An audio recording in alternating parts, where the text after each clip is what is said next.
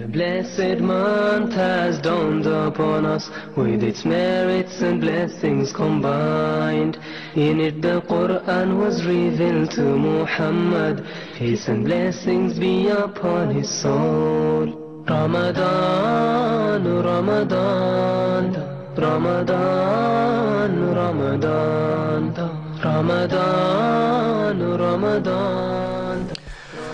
Assalamu alaikum wa rahmatullahi wa barakatuh. Bismillah ar-Rahman ar-Rahim. Alhamdulillah wa salatu wa salam Rasulullah sallallahu alaihi wasallam. Dear brothers and sisters, I hope you are as excited or as, I don't know how to say excited, maybe sad actually.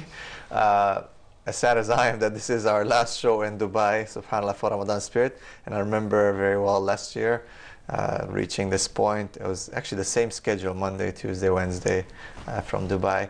And Ramadan is leaving us, subhanallah, and we are sad and happy at the same time, because you have to understand the Prophet said that the abd, the slave, the worshipper, he has two times when he really is happy, yani, when he meets his Lord and when he breaks his fast, subhanallah. So we cannot say that we're not happy, yani, that we're going to break our fast. We are happy, but at the same time we are sad that Ramadan is leaving us, because we don't know if we're going to make it till next Ramadan, subhanallah. What happens, we never know. I had a big car accident this year that could have costed my life, and subhanallah. And to be honest, at that time I was like, I don't know what was happening. So you never know what, when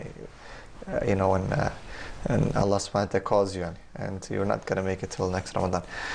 So this is it. Today is the last day from Dubai, but we're going to continue I believe tomorrow and the after, and then the special, the Huda special for Eid, that you don't want to miss, inshallah, that you have Dr. Muhammad Salah and myself calling in, and some other brothers, mashallah, contributing and talking about the importance of Eid, and talking about how, these shows that we had in Ramadan, how they benefited us and benefited other people like yourself.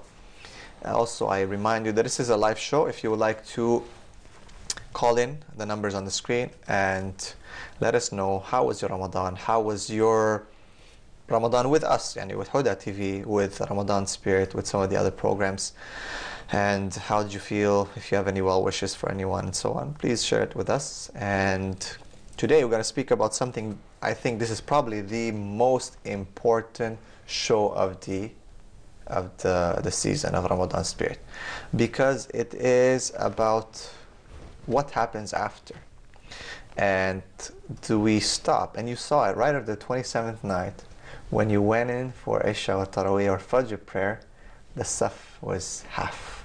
I'm not talking about half of the masjid, because it was packed before. I'm talking about half saf, half of, I walked in a little bit late for Taraweeh, and I saw half of, for Isha, and I saw half light. While before, khalas, if you're late for Isha, you're praying and either outside or a little bit, at the back. So we want to talk about this Ramadan. Is it just ibadah Ramadan? Are we ibadu Ramadan, or are we ibadu Rahman? And inshallah, to join me today again for this special day, for this last episode from Dubai, we have Brother Ahmed Hamid. Assalamu alaikum rahmatullah. We have Brother Alamir. Assalamu alaikum. And we have a special guest for the first section of the show, Brother Isa Abdul Wadud. Assalamu alaikum, Isa. Assalamu alaikum. How are you, Isa? Good. We wanted to bring Isa on the show just to ask him a few questions, inshallah, and to motivate. And we talked a little bit in some of our shows about motivating children. So inshallah, Isa is here to share a few minutes with us about his Ramadan and how was his Ramadan now that it's ending. So let me ask you, Isa, are you happy that Ramadan is finishing? Yeah. Why? 'Cause what are you gonna do? I'm going to give charity. Okay. Wow, mashallah. Okay. So did you give any charity in Ramadan, mashallah? Yeah. Like what? I give charity to poor. And charity to other ones who doesn't have money. Okay, mashallah. So tell me about what was Ramadan? What is Ramadan about? Why do you like Ramadan, first of all? 'Cause it's special. What do you do in Ramadan? First, what I do is I pray, then I give charity You like to give charity, huh? Yeah. MashaAllah. So you pray. Who do you pray with? My mother. You pray with your mom? MashaAllah. MashaAllah. And your sisters, right? MashaAllah. And you go for Taraweeh as well? Yeah. MashaAllah. You go for Taraweeh, right? So charity, you give candy to your sisters? No. What do you give? I don't give them nothing. You don't give your sisters nothing. But you give money to the poor, right? Yeah. MashaAllah. Okay. And did you fast this Ramadan at all? Why not? 'Cause I'm small. Yeah, you're still small. Okay. Who fasted in your family? My sister, Yeah, what's her name? Mariam. Yeah, her name. She fasts how many days? 13 days. 13? Yeah. I think 30. All of them she Yeah. fasted. Yeah, mashallah. She was a few more days. MashaAllah. Very good. MashaAllah. And what about Eid? What do you think? What are you gonna do for Eid? I don't know. Are you going anywhere? Yeah. Do you like Eid? Yeah. Why do you like Eid?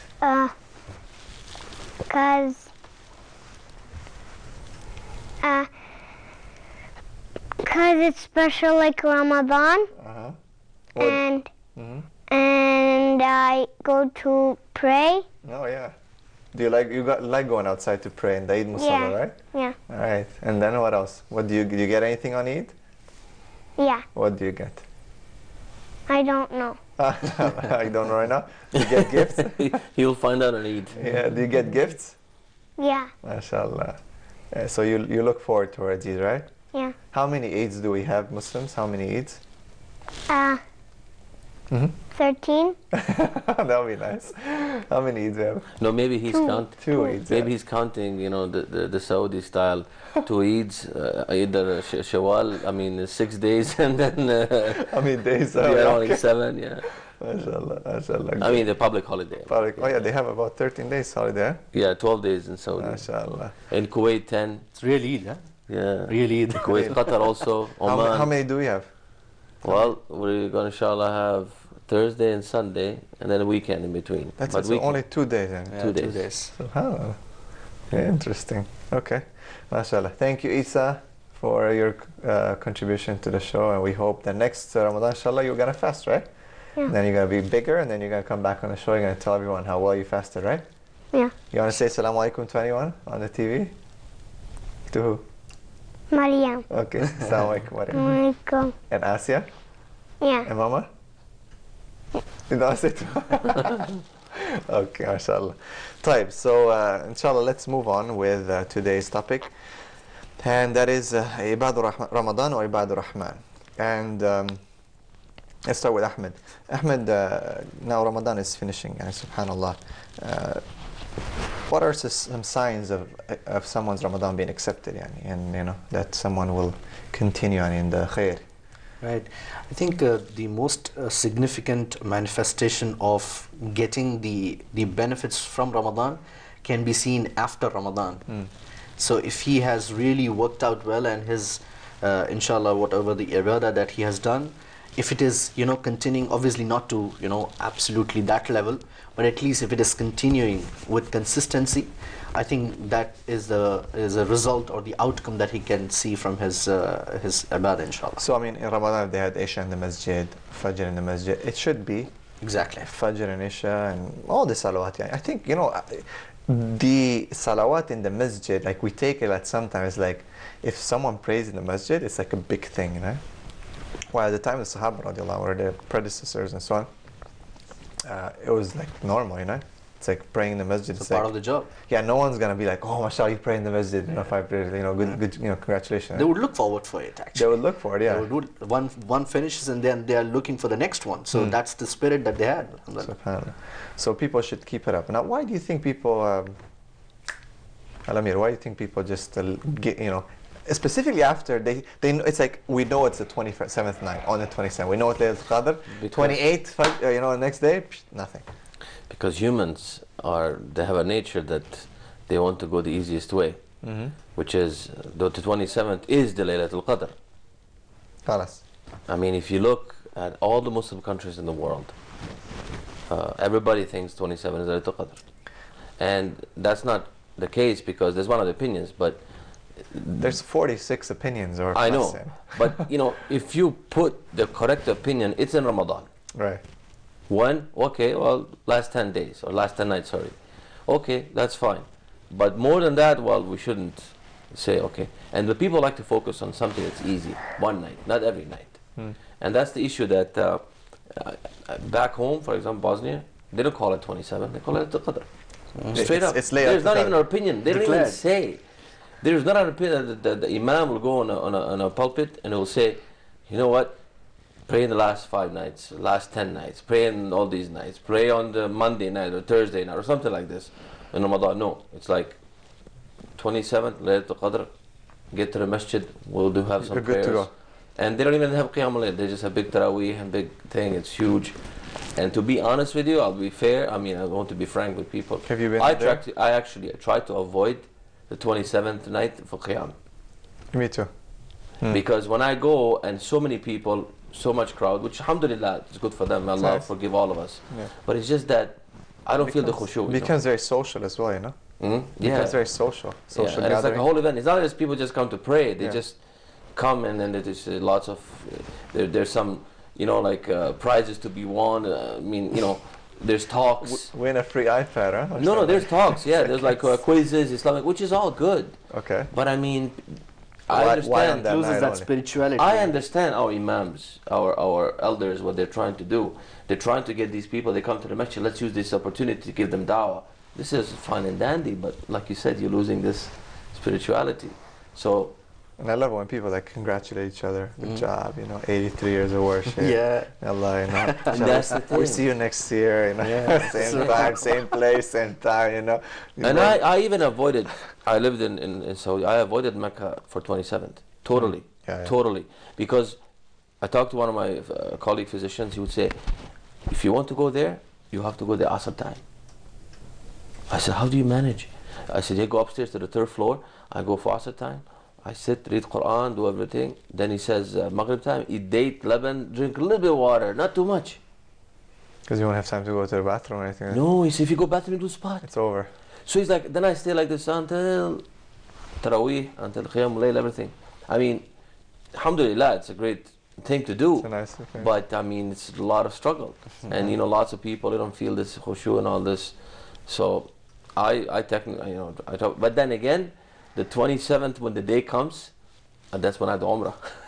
Because it's empty. It becomes empty, yeah. Seriously, people are just flocking out. Like you see these buses and flights going out, 27th day, 28th. 29th you go, a little bit busy because sometimes they have Khatam al-Quran then. But if the Ramadan happens to be at 30 days, mashallah, you can get a hotel room for a third of the price. Strategic, huh? Yeah. We do Umrah usually at the end of Ramadan like this. Or sometimes you do multiple Umrahs, but you know, this is how it is. Avoid it 27th. But subhanAllah, this is, I think the people try to get the easy way out, which is do one ibadah at one time, focus on it as well, let it go. And they focus on 1 month of the year, 1 night of the month.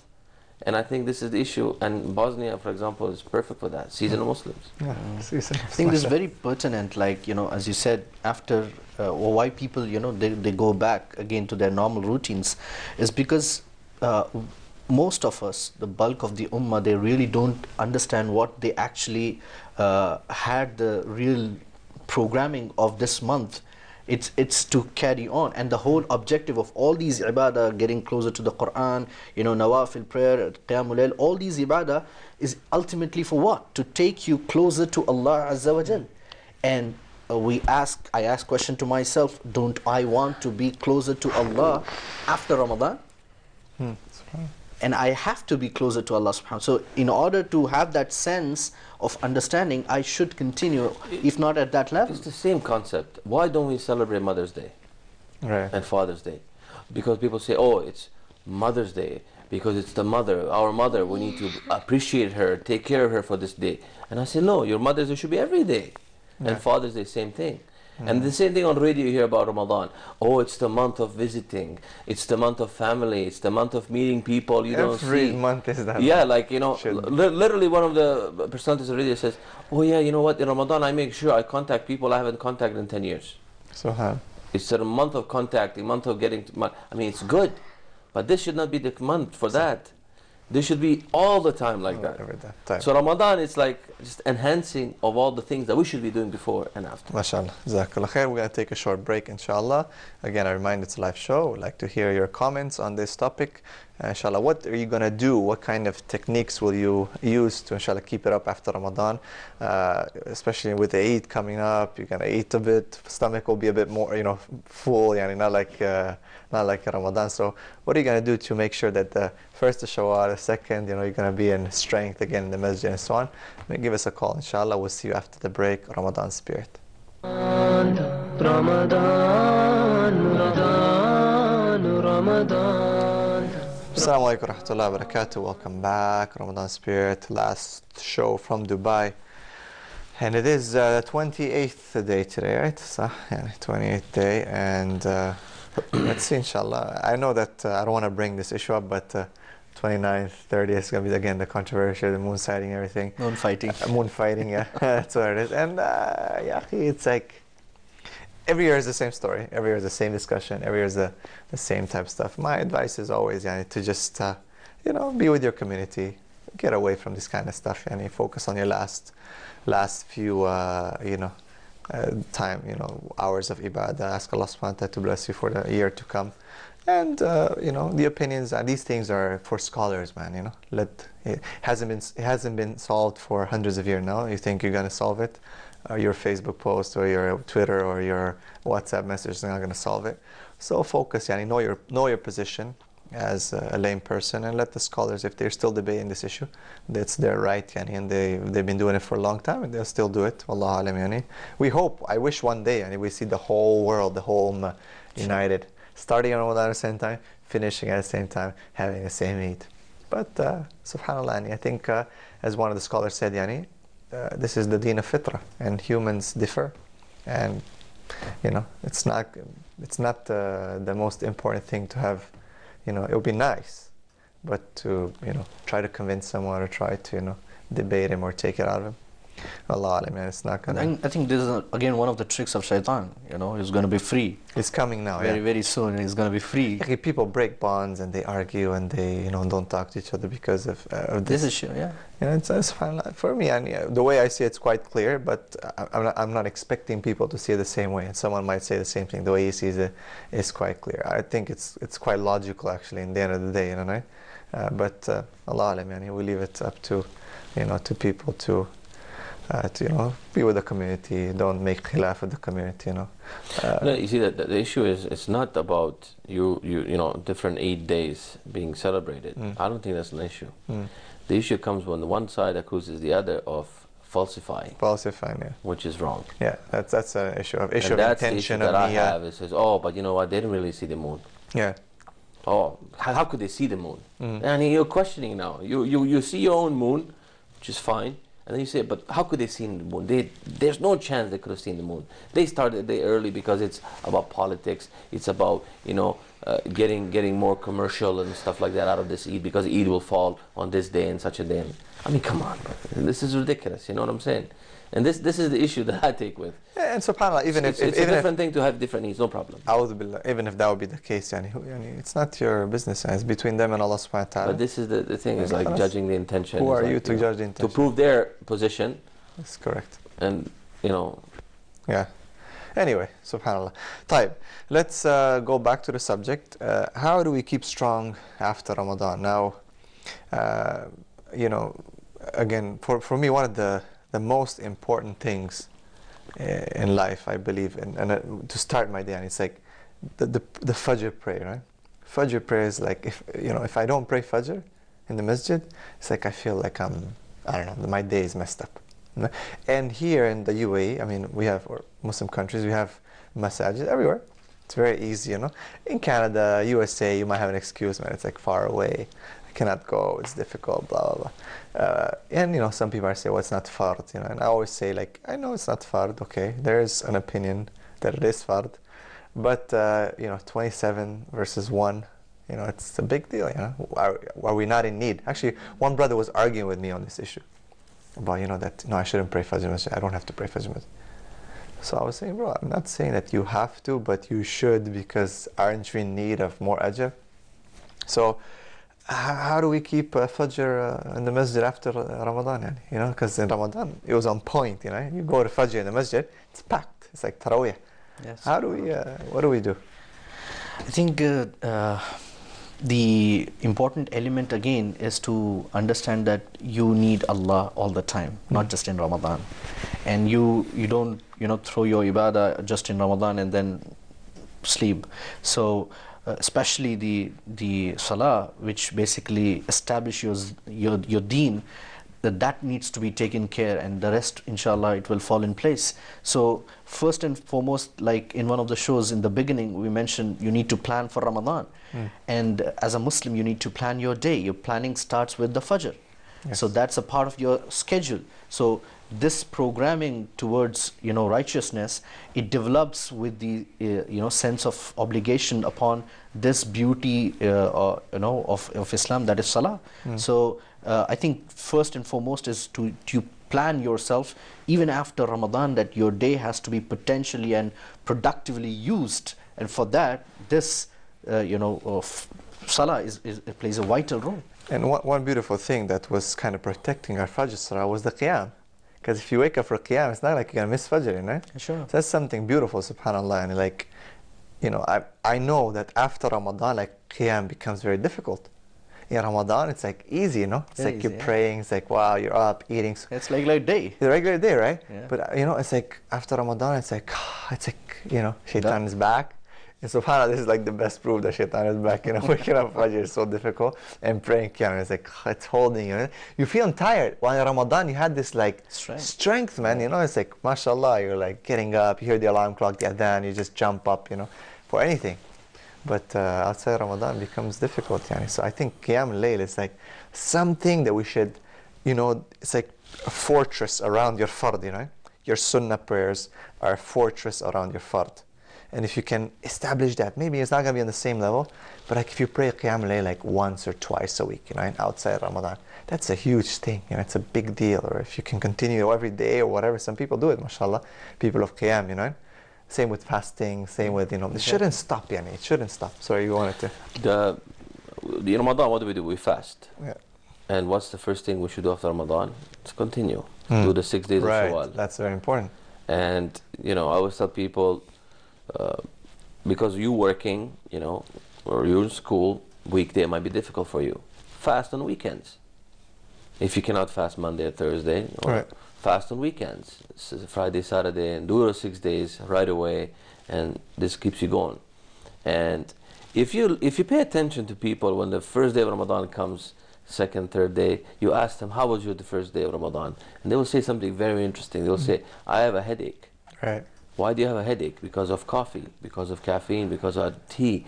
And that tells you something. You don't ask them, it's rude to ask, but you don't assume either, but you can conclude that a person may not have been fasting since last Ramadan.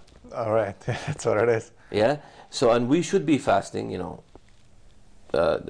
Ayyam al-Bid, the white days, the 3 days in the month. We should be fasting Monday and Thursday. I mean, myself sometimes I'm not fasting, but at the same time, we should be trying to, Yes. At least Shawwal gets you back. And this is the sign that, you're back, inshallah, because you are doing what you're doing already. And we know the reward for fasting 6 days of Shawwal. Prophet ﷺ said, those people who fast 6 days of Shawwal, as if they get reward as if they fasted the whole year. No. And this is like a cheat sheet, And I know some brothers, mashallah, I mean, first day of Eid finishes, second day they're fasting. They start fasting, And it's like, I need to finish it now because it's easier, subhanAllah. Yeah, no, because you're if, continuation of that. if I'm alive, I should do it. Maybe I get sick and I want to get it out of the way. And mashallah, it's a nice way. And I say to people, like, if it's like a lot of times it's difficult. For example, for myself, going very early to work, and staying whole day, and I prefer not to fast when I'm working, so I'll do weekends. Okay, and this is a very good point here for sisters who need to make up fasts. Okay, they should start making up the fast as well, and they delay it sometimes, and actually the whole year passes, and then the new Ramadan comes in, and they did not make up the fast, and that is something very important that they should after Ramadan is finished, start planning to make. There's some difference of opinion whether 6 days should be made first or the makeup day should be then. You can contact any scholars to explain that better. And if you have 6 days of Shawwal, you don't have to eat sahur. That's not a trick that people like. It's an awafil, so you don't have to eat. Yeah. But you have to pray Fajr. You should pray Fajr. Yeah. You have to, not you should. You have to pray Fajr. So these are subhanallah something that it's like they're boosters. It's amazing because when you look at it from like a psychological point of view, Islam is never like abrupt. Everything eases in and eases out. You know what I mean? And you're expected to maintain some kind of stability throughout the year, and that's how our deen is, right? And this shows that this subhanallah, Allah subhanahu wa ta'ala, the one who created us, He knows everything and knows exactly what human beings are, how their fitrah is, and subhanallah, people complain that they cannot give up smoking, they cannot give up certain habits, right? And Ramadan is the perfect opportunity for this, and when you finish Ramadan that you can do it. Yeah. But yet you want to return back to that old habit. I want to just mention a couple points. The last khutbah we had, I told the people, I said, it's very simple. Good things in life, they go fast. Yes. Right? And I said, people you talk to, when they say, how has your Ramadan been? They will say, oh, it's gone so fast.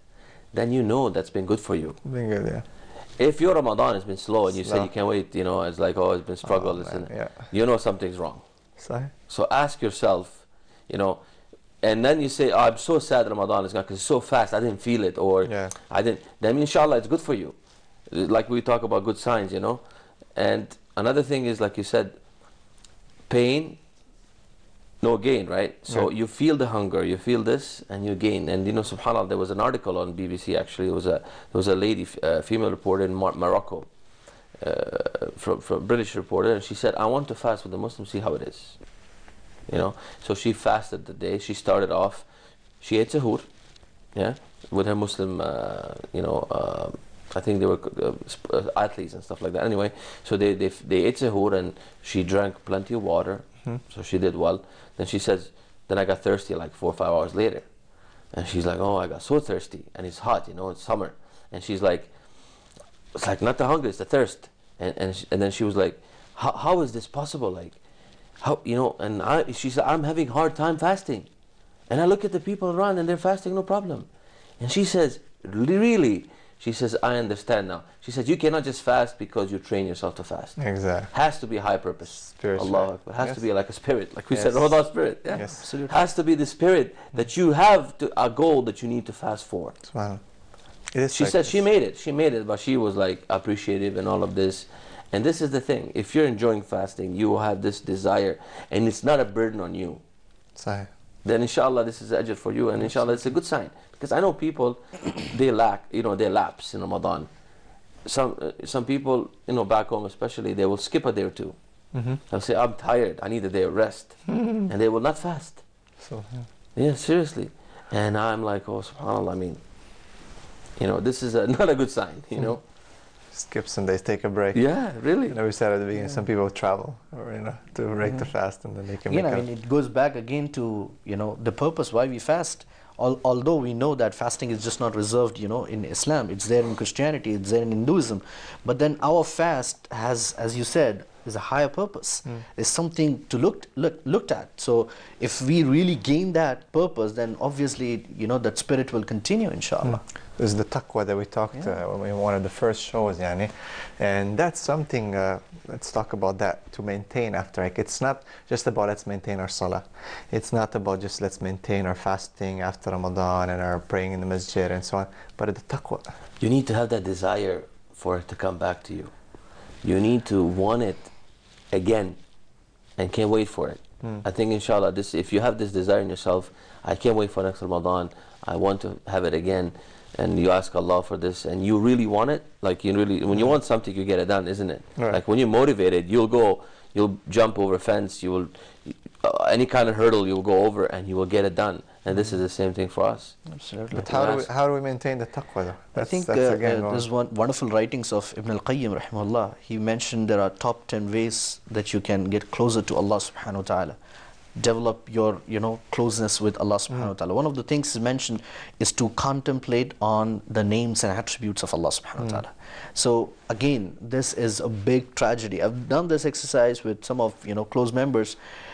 People really don't know the names and attributes of Allah. So how do they get closer to Him when they don't know about Him? So one of the things is doing this. Another thing you mentioned about the reflection upon the Quran, doing nawafil ibadah during even after Ramadan. So some of these things which will definitely keep them closer, keep all of us closer to the at least the closer level of the spirit that we were there in Ramadan. So people really need to work on it. They need to understand that their prize of Jannah is not easy. You need to sacrifice every single day, and that should go on until you die. One of the practical tips, I think, for Ramadan is, after Ramadan, is what have you done in Ramadan? What were you doing mostly? Of course, fasting, you are reading Quran and so on. So you've been coming closer to Quran, inshallah. So that's one of the things. You have this desire, since you spend so much time with the Quran, then after Ramadan, continue, but also memorize something. So this is like a thing to keep in touch, because you may not be reading as much as you were reading in Ramadan, but if you're memorizing a surah or a page, you'll read that surah or page 50 to 100 times to memorize it. So this is like a practical tip, that you stay tight. There's this, like a chain that you're connected to it. And same thing like fasting, what they said, fast your days, whenever you can. Mondays and Thursdays and so on. And this is the connection that needs to be going. That way you keep the spirituality, inshallah, and the taqwa comes with it, of course. The more good deeds you do, taqwa is there with it. One of the scholars, he mentioned a beautiful thing. He said, make the ibadah as a habit of yours. Then it becomes aada. It becomes a part of your nature. When it becomes a part of your nature, you obviously are not going to leave it.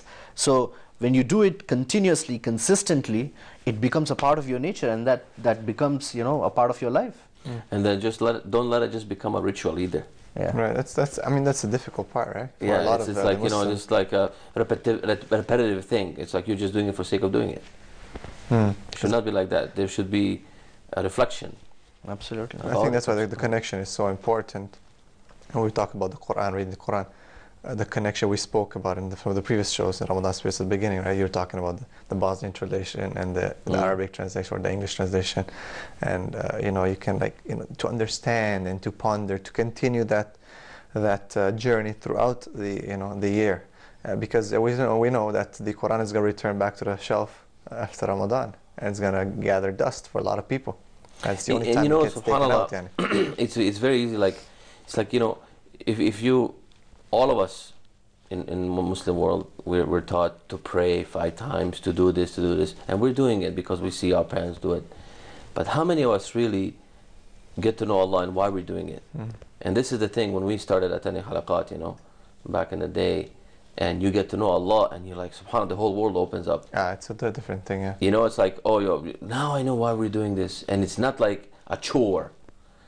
Chore. Do the kids like to do chores? No, not really, yeah. They hate it, but they have to do it because parents are pushing them. And that's the same thing, because some of the ibadat comes to us, the way we're taught, unfortunately, is like a chore. And if you go beyond that and know why you're doing... See, for example, when a kid grows up, and he did that chore all his life, fixing the bed and cleaning after himself and so on. When he grows up, he's like, I'm glad I did that. Yes, because I learned. Some achievement. Yeah. So same thing for us. When we get to know Allah, and then we know why we fast, why we pray, not a big deal. Right. Because it's like, subhanAllah, this is our Lord, this is our Creator, this is our sustainer, this is our, that's it. I mean, subhanAllah, just getting to know Allah, this is, I think, this should be a step for us. And then everything else comes easy. Absolutely. I think one very significant fact that scholars always remind, that your ibadah, it should end with your life. And as Allah subhanahu wa ta'ala says, وَعْبُدْ رَبَّكَ حَتَّى يَأْتِيَكَ الْيَقِينَ. Worship your Lord until certainty comes to you, and that is death. So that's your deadline. There's no Ramadan ends, or there's no Shawwal ends. Your deadline ends of ibadah when your life ends. So this spirit, it will go on, and we don't know when it's going to end. Yesterday I decided to, alhamdulillah, where we live, it's quite a very simple area. So there's a graveyard right close, so I decided to stop by, just to visit the graveyard. and subhanallah, it's like you know, you wonder like how many people here were here last year and how many people, you know, are not gonna, you know, they're here. I mean, so many people from the city will not be, or will be in the same place, you know, for next year. Absolutely. And subhanallah, it's sad that, you know, when you die, it's like, as you said, your ibadah is finished, khalas, you know. Absolutely. But we can invest in these times, Ramadan, in, you know, outside Ramadan, to prepare those things that will still benefit us when we're still in the grave. Yeah. You know, and Isa was talking about charity a lot. You know? I mean, sadaqah jariyah is like one of those things. Absolutely. You know, that people need to. And one of the issues with this is that people pay their sadaqah in Ramadan, and out of Ramadan nothing happens. You know, like we were trying to collect some money for some workers at our school. And people were not giving this. I'm waiting for Ramadan. I'm like, we need it now, man. Give it now. Like, no, I'm going to wait next. Like, you have to wait a few days till Ramadan come. I'm like, yeah, the need is now. Give it now and give it to Ramadan, yani, you know? Yani, it's fine. I understand. It's good. Definitely there is more reward in Ramadan. True. But even with the zakatul mal, you know, people pay it in Ramadan. But there's an imbalance in the system then. Because all the money comes in Ramadan, and throughout the year, no one's paying zakatul mal. Actually, it's become this type of behavior that people wait to pay zakatul mal in Ramadan. And Allah, it's not a bad thing. It's not a bad thing, but you understand, there's a system, sure. right? Charity should continue, right? Because in Islam, there's a zakat collector. And when he goes, you cannot tell him, wait, come back in Ramadan. You know? He's assigned by the government. In Islam, there is a person who goes and collects. He's specialist in this field, and he goes and collects zakah. And it's a crime if you do not pay zakah. And it's a big problem. You're fined in Saudi. You're fined. Yeah. But not just that, it's not your money in the first way. The zakah, that portion does not belong to you actually. Sure. So you're committing a big sin if you are holding it. It's like you're keeping money that's not belonging to you. Didn't Abu Bakr radiallahu anhu, he declared war on people who didn't pay zakah? Who didn't pay zakah, who refused and they were to pay not refusing. There was different groups that they was fighting, but one of the groups literally was just zakat, nothing else. Yes. They refused to pay zakat, and there was an expedition against them. It was a big thing, yes, subhanAllah. So, I mean, this is important that we understand. But you know, you look at the big picture now. You're paying 2.5%. In nowadays, that's nothing. Yeah, if you go to live in any country, you're paying sales tax at least 7%. You're paying income tax 30-40%. Yes. If you are making money, if you're really like rich, you're paying 50% tax, 60%. In France, for example, 75% tax if you're making more than $1 million. Allah Akbar. Yes, 75%. That was a big issue about these soccer players who are playing there. They said, we don't want to play in France if we have to pay these tax. I'd rather go to Italy or Spain or something, you know, make the same amount of money but pay tax much less. Yes. Can you imagine? So 2.5% is nothing, akhi. Yeah, absolutely. And we still think like, oh, it's a lot of money. It's nothing. Yeah. Actually, you know, give more. And there's interesting clip I was hearing. There's a RJ, radio jockey. He was doing, you know, a random calling. He knows some people and they know that their relative is not paying, although he has a lot of money. He's very particular in paying taxes, but not with the zakah. So he just made a random call and he said, you know, as a stranger, you did not pay something. He said, I paid the tax. He persistently calling and asking them, you did not pay something, you did not pay something. He said, no, I paid. And he got frustrated. He said, I paid the tax full. Because why did you pay that? Because I know it's a crime, it's fine. What about your zakah? Oh, yeah. So he was like crying on the phone. He said, Allah, I will not do this, I will not delay this, anything, I'll continue. And then, so people, they have fear that if they don't pay tax, they'll be fined and something illegal, something crime. This is the crime against Allah. When you don't pay zakah, there's something, you know, someone, as you rightly said, the wealth that you have to pay does not belong to you. It's not yours. It's already there. You're just a task manager, you know, you're pushing that. You know, it's very interesting. You just brought a great point, subhanAllah. You know, the tax, those governments that tax people so much, they actually want you to give money to charity. So. It's amazing, isn't it? Yeah, sure. Yet Allah is going to reward you more than anyone else can. For example, if you're in Canada, like we came from, If you want to give money to charity, you give whatever you give. If you want to give 10%, give it. Yes. You can claim it as tax. Tax, Yeah, absolutely. Deductible. So whatever you claim, that the government says, you know what, you paid the money to charity, we will not take this money from your tax, Subhan. from your paycheck. We'll give it to you back. Subhan. Allahu Akbar. That's amazing. And this is like the humans doing this. Allah. How about Allah? Oh, with Allah. And yet we still refuse to Subhanallah. We're going to have to take a short break, last break inshallah, and we'll be right back within a few minutes. Ramadan Spirit. Phone lines are open. If you want to give us a call, feel free. Ramadan, Ramadan, Ramadan, Ramadan, Ramadan. Assalamu alaikum warahmatullahi wabarakatuh. Welcome back. This is the last segment for today and the last episode for us this year inshallah, and we hope that we will see you again next year bi'idhnillah. Ramadan Spirit, alhamdulillah. So let us give us our inshallah our final thoughts. If you guys have any thoughts, also give us a call. The numbers on the screen inshallah. Ramadan's going, khalas, done. How do we, you know, a lot of times people, when they think of ibadah, Ramadan, it is for themselves. Like, I want to benefit myself, I want to make sure I get saved, I make it to Jannah, and so on. But we know that in Ramadan, we also are supposed to benefit others, right? But again, okay, zakah, sadaqah, this is something. But what about other ways that people, you know, should do? Because, you know, people kind of like, you know, get into their own little box. They start reading Quran. They don't really interact too much. You know, they're hungry, they're sleepy, they're tired. You know, it's so, it becomes a lot of quite self-centered. Ramadan is, if you, and you know, rightly so, you want to save yourself, obviously. You want to do as much as you can to benefit you. But what about our Muslim brothers and sisters?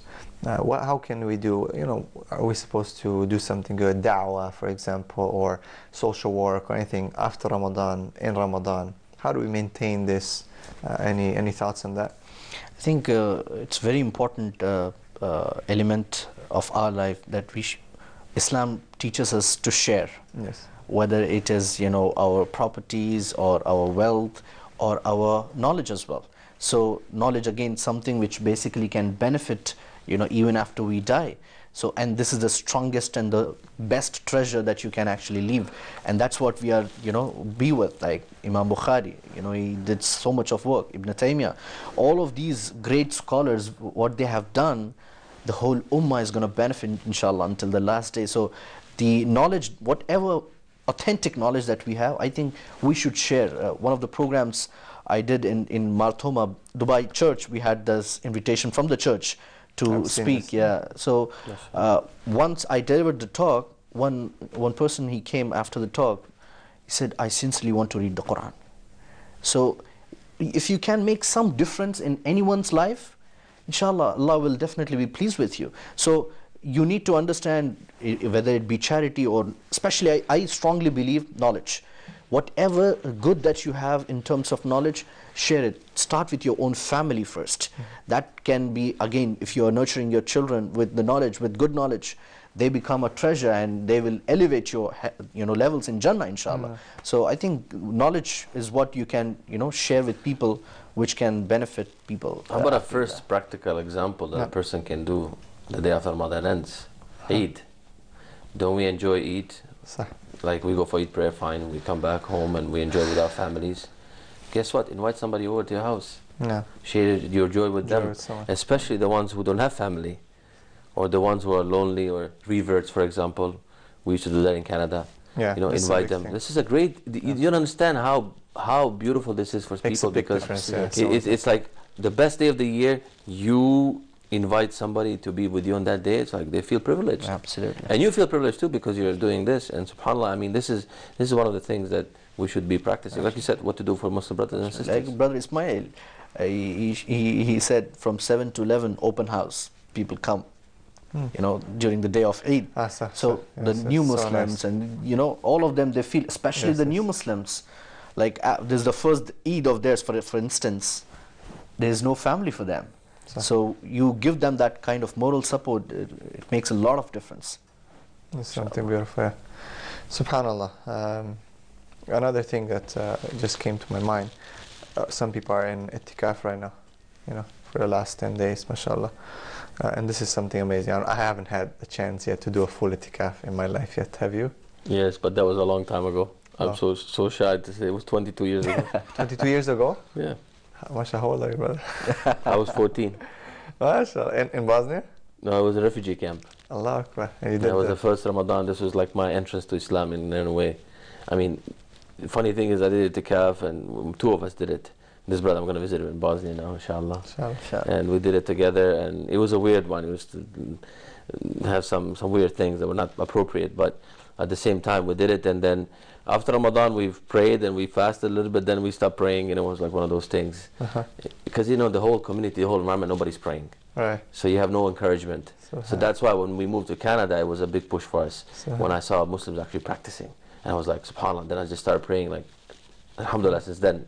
You know, that I think this is the thing, you stick in with the people and your friends. That's why always this worked for me, because when you see people living Islam, not just like, you know, because everybody used to look up to me, and it was difficult. I was young, 14, so many things. So 22 years ago was my itikaf. I haven't done it yet. May Allah bless you. I'm actually planning to do it, inshallah. Well, I was bringing this thing outside, because there's hadith of Prophet that going into helping your brother, for example, is better than spending, I don't know how many time you spend of an itikaf. So we should do this social work as well. We should help people. We should go in the path of Allah in terms of helping our brothers and sisters, those who are less fortunate or less blessed than us. Alhamdulillah, may Allah subhanahu wa ta'ala accept. I think one very important thing, I think we should always pray for good ending. Yes, a good ending. Yes, we should always pray for good ending. And a very touching incident happened in this Ramadan. On the 21st night, I entered the masjid around 12:15. 1 o'clock is Qiyamul Layl. I saw people surrounded with one, person, and he was reading the Quran, and he fell down. Allahu Akbar. And people were pushing, and wallahi, when I saw that, I was so moved. Allah. How your life is going to end just like that? He died. Allah. He died. What a wonderful death. He was reading the Quran, Mus'haf in his hand, was leading the Kalam of Allah, and he fell down. People were surrounded by him, pushing his chest just to try him, to take the breath out. Speaking about a good ending, inshallah, I have to make a good ending right now, because they are telling us our time is over. Sorry, anything, 2 seconds? Okay, the thing is about itikaf. If you can't do itikaf full day, after work, go to the masjid, stay there. This is also itikaf now. This is in a way. Alright, Jazakumullah khair, alhamdulillah. It was a pleasure again to serve you, inshallah, and to be with you this Ramadan, alhamdulillah. Jazakallah khair, Brother Ahmed, Brother Alamir, and all the brothers, mashallah, Brother Asif specifically, mashallah, who took a lot of time, mashallah, and helped out so much this Ramadan. May Allah bless him and his family. Brother Asif is always, mashallah. So pretty much it was itikaf for him here. Mashallah, he's always, mashallah, ready to help, alhamdulillah. Brother Tahir Khalid, and Brother Muhammad Tim Hambo, Sheikh Abdul Basit, try not to forget anyone, subhanAllah. Sheikh McCarthy, mashallah, came visit. Who else are we forgetting here? Brother Ayad, mashallah. And all the brothers. Isa. If I forgot anyone, please forgive me. I hope I didn't forget anyone. All the brothers who could come and they couldn't, the ones who made niyyah, alhamdulillah, so it was a great show. Hassan Saloom is right now in, your dua is like coming through. Remember that first show in Ramadan, he said, make dua that you get married?